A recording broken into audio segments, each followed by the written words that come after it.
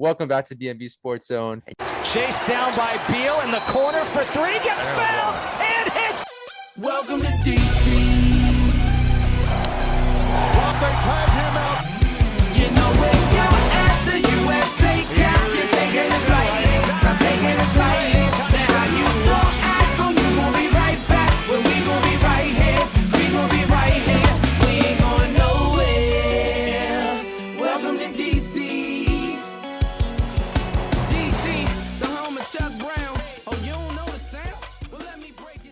What is going on, everybody? It's your boy Bula coming at you with another video for the channel. And in today, guys, we have a special interview with the man himself, Dean Blandino.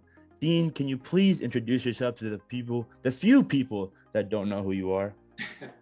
Yeah, I'm the former head of officials for the NFL, and now I'm a rules analyst on for Fox Sports for college football and NFL. I'm also the national director of instant replay for the NCAA, and yeah, happy to be here. I'm excited to talk. What inspired you to be an analyst?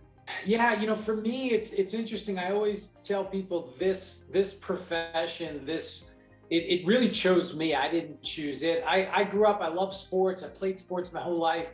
I wanted to be a part of it, right? I wanted to be, I wanted to be a baseball player, and I wasn't good enough to make it to the major leagues. So I said, I want to be involved in sports some way. I had a communications degree, some television production, behind the camera, in front of the camera, technical, kind of all the aspects of putting together TV. So I knew that was always something I was interested in. And then I sent my resume to the NFL. I grew up in New York, so all of the major sports organizations have offices in New York City. Sent my resume to the NFL and Major League Baseball and hockey and basketball. And the NFL called. They had a couple of internships that I interviewed for, and I got the internship in officiating. And it just started there. I learned about the game. I had really good people around me that took an interest in my career.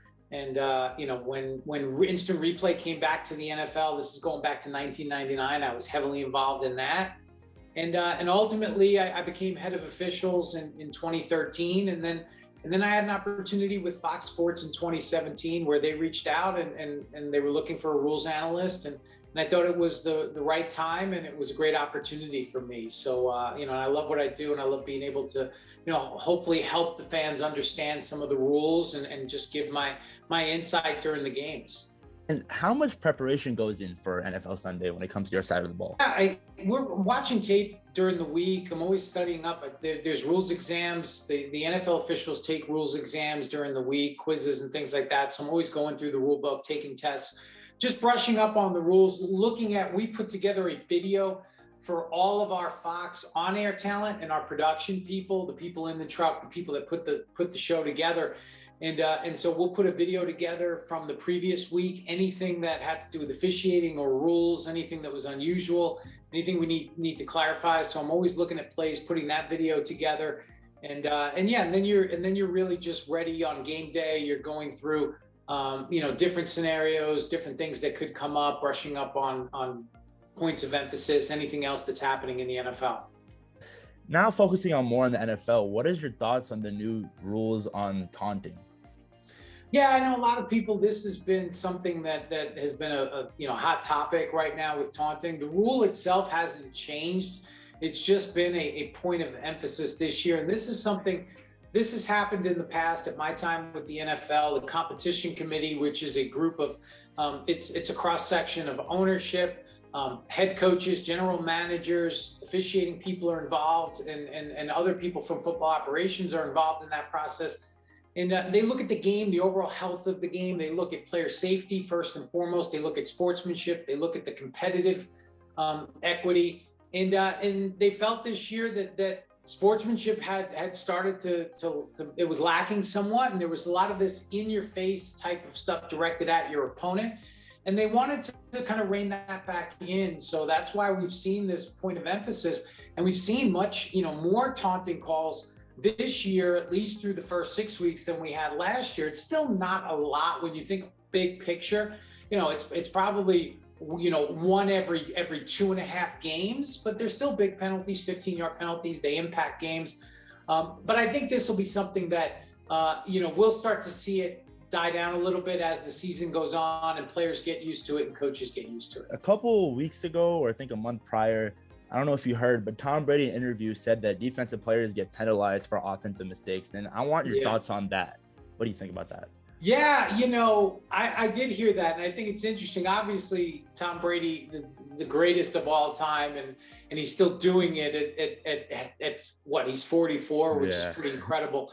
But it is, the game has changed to the point where you do get rewarded to some extent, because if you go back even 30 years ago, the defenseless player rules weren't as robust as they are now. You didn't have the protection to the head neck area. It was more limited. So when you did throw that ball over the middle into that tight window, you were putting your receiver at risk of taking that big hit. Now the rules have changed. You don't see those types of hits as frequently as you did back then. You do see situations. Look, the defense, it's not as drastic as everybody thinks. I think it's probably 60-40 in terms of penalties, 60% on the defense, 40% on the offense. But, you know, it does happen from time to time. You see the underthrown ball, right? That deep ball that's underthrown, and now the receiver has to come back and there's contact. That ends up being defensive pass interference at times. So I get what Tom is saying. I don't think it's as widespread, but the game has certainly changed, and you do see, you know, fouls and penalties that exist today that didn't exist 25, 30 years ago, for sure. And going back to the personal questions, growing up, did you support any NFL team in specific? And now that you're working in the league, how hard is it to be impartial, but also support that team? Yeah, I grew up a Giants fan, you know, growing up in New York, and that my dad was a Giants fan. So we watched the Giants, and that was a big part of my childhood, being a football fan, and going back to, you know, Phil Simms and Lawrence Taylor and Harry Carson and Bill Parcells and winning 2 Super Bowls. So you know, one of the greatest moments for me as a fan was, you know, against the Bills and Scott Norwood missing the field goal. But then when I started at the NFL, especially within the officiating department, you start to learn that, you know, the team affiliation, it just happens, it goes away. And you're dealing with clubs, and you're dealing with people, and with officiating, you have to be impartial. And so for me, you know, spending a couple of years in the officiating department, I started to be less of a fan. And you're dealing with the game, and you're really, you know, you're rooting for the officials to have a good game and to not have anything controversial. And so you kind of lose that team affiliation.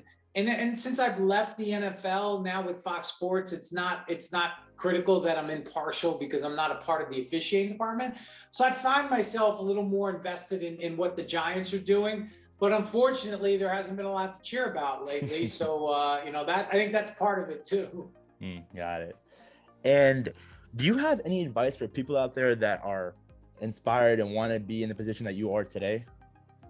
Yeah, for me, it's like, you never know, right? You don't know. If I would have told you, if I was sitting in you know, as a freshman or sophomore in college, I had no idea that I would be working for the NFL in the officiating department. I wasn't interested in officiating. I didn't know anything about it. I didn't have anybody that had exposed me to it. I dealt with officials playing sports my whole life, but it wasn't something that I thought would be a career path for me. So you just never know. And it's putting yourself out there, taking opportunities, whether it's internships or networking, meeting people, and trying something that maybe, you know, well, I don't want to be I don't want to work for this company, or I don't want to do that. But you never know. If you take that opportunity, something else might come up, or you might meet someone that says, hey, you know, have you ever tried this? And that's what happened to me. I didn't know what I wanted to do when I graduated college. I just know that sports was something that I loved, and it worked out for me. I was in the right place at the right time.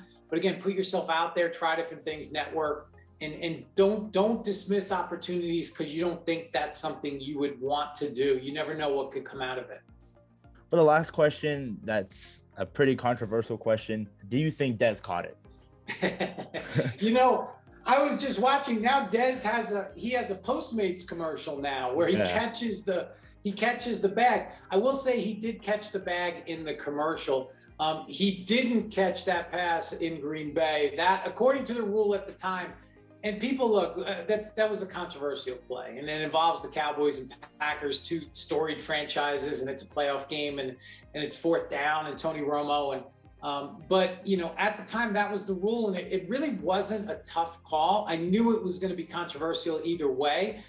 There's a reason Mike McCarthy challenged it, right? Because Mike McCarthy knew the rule, and so under that rule, he didn't catch it. My personal feelings: do I think it should have been a catch? Sure, I thought it should have been a catch, but I can't go against the rule. The rule has since been changed, and they've tweaked it to allow for that type of play to be a catch, and I think that's a good thing. But ultimately, at the time, that wasn't a catch. So I'm sorry, Cowboy fans. Thank you, Dean, for taking your time out of this day for this interview. And if you want to plug in any of your socials or anything that you're working on, you're free ahead, and you can go ahead and do that as well.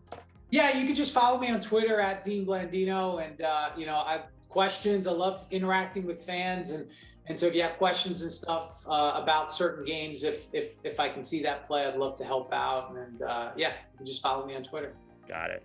All right. Well, thank you guys for watching this interview. You're gonna catch Dean every NFL Sunday for every turnover that is going to be reviewed, and hopefully you guys notice that he's one of the greatest in his profession, and just got to witness some time with a great guy. And thanks again, Dean, once again. Thanks for having me, Abdul. I really appreciate it. All right, guys.